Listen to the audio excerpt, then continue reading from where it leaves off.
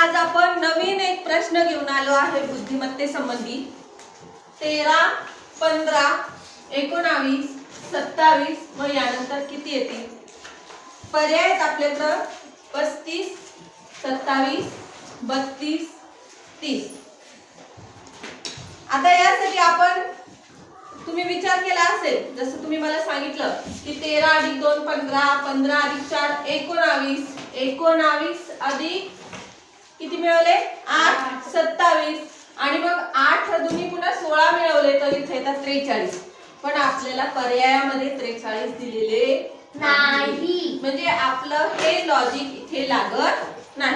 मग हे कसं सोडवणार आपण बघूया। आपण 3तून 1 जर वजा केला 3 - 2 3 - 1 2 5 - 1 4 9 - 1 8 7 - 2 5।